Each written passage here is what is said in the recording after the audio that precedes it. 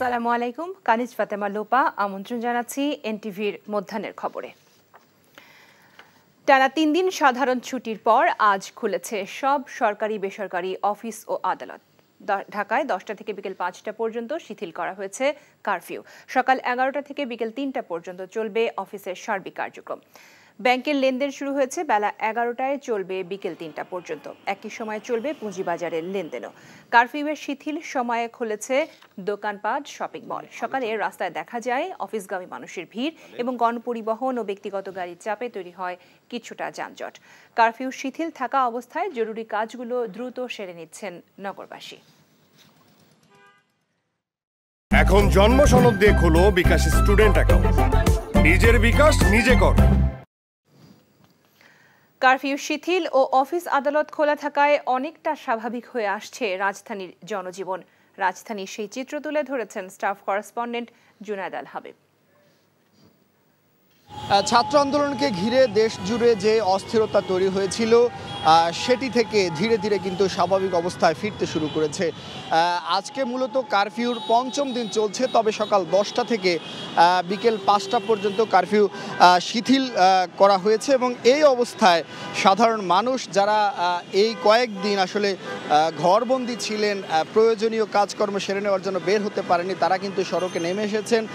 আজকে আসলে ব্যাংক, বিমা, অফিস আদালতও খুলে দেওয়া হয়েছে, যার কারণে মানুষ আসলে রাস্তায় বের হওয়াতে রাস্তায় মানুষের উপস্থিতি যেমন দেখা যাচ্ছে, তেমনই প্রত্যেকটি সড়কে যানবাহনের চাপও বেড়ে গিয়েছে এবং আমরা দেখছি যে রাজধানীর প্রায় গুরুত্বপূর্ণ মোড়গুলো কিন্তু গুরুত্বপূর্ণ সড়কগুলো যানজটে দীর্ঘ যানজট তৈরি হয়েছে এবং এই অবস্থায় মানুষ ঘর থেকে বের হয়ে কিছুটা ভোগান্তিতে পড়তে হচ্ছে। যদিও এই ভোগান্তি সাধারণ মানুষ মেনে নিয়েছেন, কারণ হচ্ছে তারা বেশ কয়েকদিন ঘরবন্দি ছিলেন, প্রয়োজনীয় কাজকর্ম সারতে পারেননি, এক ধরনের স্থবিরতা নেমে এসেছিল।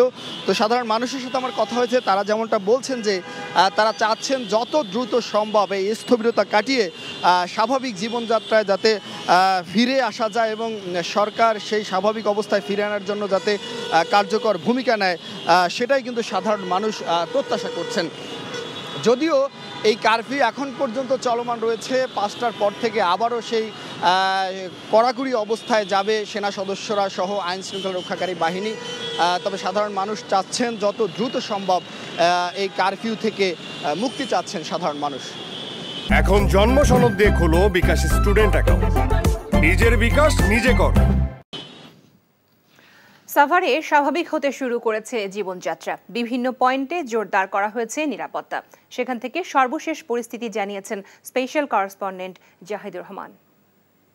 সকাল থেকেই ঢাকার ইচা মহাসড়কে শুরু হয়েছে যান চলাচল, পাশাপাশি ঢাকা, টাঙ্গাইল, আবদুল্লাপুর, আশুলিয়া সড়কেও নিয়মিত যানবাহন চলাচল করতে দেখা গেছে। দূরপাল্লার বাসগুলো ছেড়ে গেছে, স্থানীয় রুটগুলোতেও দেখা গেছে স্বাভাবিক যান চলাচল। খুলেছে সহস্রাধিক তৈরি পোশাক কারখানা, সেখানেও ফিরে এসেছে কর্মচাঞ্চল্য। পাশাপাশি বিভিন্ন পয়েন্টে পয়েন্টে দেখা গেছে আইন শৃঙ্খলা রক্ষাকারী বাহিনীর ব্যাপক তৎপরতা। তল্লাশি চৌকি বসিয়ে জননিরাপত্তায় শুরু হয়েছে তল্লাশি কার্যক্রম। এছাড়া ব্যাংকে এবং হাসপাতালগুলোতেও সেবা প্রত্যাশীদের ভিড় ছিল লক্ষণীয়। রাজশাহীতে কারফিউ শিথিল থাকায় যানবাহন চলাচল শুরু হওয়ার খবর জানিয়েছেন আমাদের সিনিয়র করেসপন্ডেন্ট সমর সাজু। আজকে স্থানীয় জেলা প্রশাসন সকাল 10টা থেকে বিকেল 5টা পর্যন্ত কারফিউ শিথিল করেছে। তবে তার আগ থেকে আমরা দেখেছি সকাল থেকেই রাজশাহী সহ বিভিন্ন রুটে যে সব বাস চলাচল করতো, বিশেষ করে রাজশাহী, ঢাকা, রাজশাহী, চট্টগ্রাম, রাজশাহী, কুমিল্লা সহ বিভিন্ন রুটে যে বাসগুলো চলাচল করতো, সেই সব বাস আজকে সকাল থেকে চলাচল শুরু করেছে। এবং এছাড়াও রাজশাহী যে আভ্যন্তরীণ জেলা এবং আন্তঃজেলা রুটে যে সব বাস চলাচল করতো সেগুলো স্বাভাবিকভাবে চলছে। তবে আমরা এসে দেখেছি বাস কাউন্টারগুলোতে প্রচুর লোকের ভিড়, যে যারা গত 7 দিন তারা রাজশাহীতে বিভিন্ন কাজে দেশের বিভিন্ন প্রান্ত থেকে এসে যারা আটকা পড়েছিলেন তারা আজকে ফিরে যাচ্ছেন এবং যারা বিভিন্ন কাজে ঢাকা যাওয়ার প্রয়োজন মনে করছেন তারাও এখন বাস টার্মিনালগুলোতে ভিড় লক্ষ্য করছি আমরা। তারা ঠিকমতো বাসের টিকিটও পাচ্ছে না, প্রতিটি বাসেই আমরা ভিড় লক্ষ্য করছি। যেহেতু ট্রেন বন্ধ রয়েছে, এখন বাসেই একমাত্র সম্বল ঢাকা এবং অন্যান্য স্থানে ফিরে যাওয়ার জন্য। দিন আনে দিন খায় যারা মানুষ, তারা চাচ্ছে যে তারা যেন স্বাভাবিকভাবে কাজকর্ম করতে পারে। ময়মনসিংহের কারফিউ শিথিল থাকায় ব্যাংকগুলোতে চলছে লেনদেন। সেখানকার খবর জানিয়েছেন staff correspondent Ayub Ali. Office আদালতের সময় একটু রিশিডিউল করা হয়েছে, ব্যাংক, সরকারি অফিস এবং স্বায়ত্তশাসিত প্রতিষ্ঠানে কিন্তু একটা নির্দিষ্ট সময় বেঁধে দিয়ে এগুলো খুলতে বলা হয়েছে। তো আমি সকালবেলা জেলা প্রশাসনের কার্যালয়ে এসেছিলাম এবং আমি আইনজীবী সমিতিতে ঘুরেছি। সেখানে দেখেছি যে প্রচুর মানুষের সমাগম এবং সরকারি অফিস আদালতগুলোতেও, সরকারি অফিসেও কিন্তু যারা কর্মকর্তা তারা কিন্তু সকাল থেকে এসেছেন এবং তারা কাজ করছেন। তো আর আদালত প্রাঙ্গণে আমি দেখেছি প্রচুর মানুষের ভিড়। তারা দীর্ঘদিন যাবৎ আদালতে আসতে না পারার কারণে তাদের যে আইনি সহায়তা নিতে পারেন নাই, তাদের যে অসুবিধা, এই অসুবিধার কারণেই তারা আজকে আদালত পাড়ায় বেশি ভিড় করছেন, এটা আমি লক্ষ্য করছি। আরেকটা বিষয় হচ্ছে যে এই কারফিউ চলাকালে কিন্তু শহরে যান চলাচল আজকে যেটা আমি দেখেছি সেটা 3 হুইলার অনেক চলাচল করেছে, মানুষের সমাগম বেড়েছে, ব্যক্তিগত গাড়ি কিছু বেড়েছে, সরকারি গাড়ি বেড়েছে। দেশব্যাপী সহিংসতার কারণে বন্ধ থাকার পর আজ থেকে সারা দেশে পোশাক কারখানা খুলে দেওয়া হয়েছে। সকাল থেকে কারখানাগুলোতে শ্রমিকরা কাজ শুরু করেন।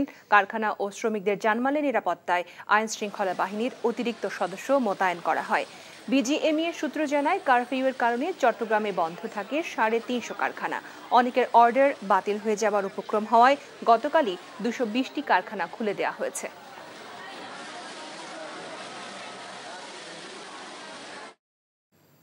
উজানি ঢল আর পূর্ণিমার জোয়ারে মেঘনা এবং তেঁতুলিয়া নদীর পানি বৃদ্ধি পেয়ে ভোলার 30 গ্রাম প্লাবিত হয়েছে। এ খবর জানিয়েছেন আমাদের স্টাফ করেসপন্ডেন্ট আফজাল হোসেন। মেঘনা ও তেঁতুলিয়া নদীর পানি স্বাভাবিক জোয়ারের চেয়ে 102 সেন্টিমিটার পানি বৃদ্ধি পেয়েছে। এটা পানি উন্নয়ন বোর্ডের নির্বাহী প্রকৌশলী জানিয়েছেন যে উজানি যে পানির যে ঢল, এর ফলে এই পানি বৃদ্ধির মূল কারণ।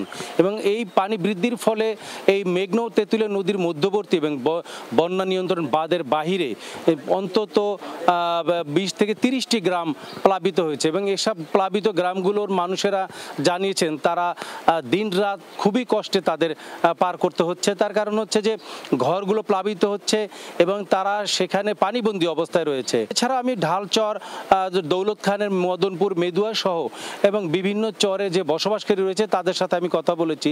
ঢালচরের মনির আমাকে জানিয়েছেন যে পানি বৃদ্ধির ফলে সেখানে তাদের খুবই কষ্টে দিন পার করতে হচ্ছে এবং তাদের খাওয়া দাওয়া সবই প্রায় বন্ধ অবস্থায় রয়েছে। এবং এই হচ্ছে ভোলা থেকে সর্বশেষ খবর।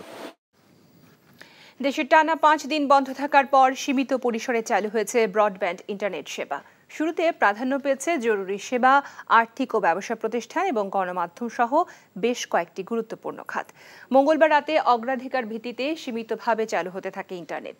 প্রাথমিকভাবে ব্যাংক, বাণিজ্যিক প্রতিষ্ঠান, সংবাদ মাধ্যমের কার্যালয় ও কূটনৈতিক এলাকায় ইন্টারনেট চালু হয়।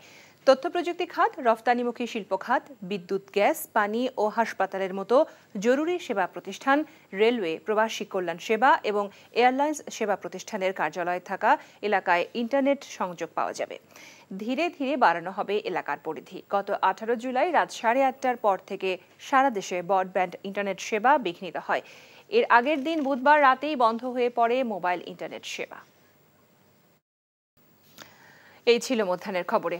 এই খবরের ভিডিও সহ আপডেট জানতে ভিজিট করুন এনটিভি অনলাইন www.ntvbd.com। এছাড়াও এনটিভির জনপ্রিয় সব অনুষ্ঠান ও খবরের আপডেট জানতে ভিজিট করুন আমাদের ইউটিউব ও ভেরিফাইড ফেসবুক পেজ। 2টায় দুপুরের খবর দেখার আমন্ত্রণ রইল। সবাইকে ধন্যবাদ।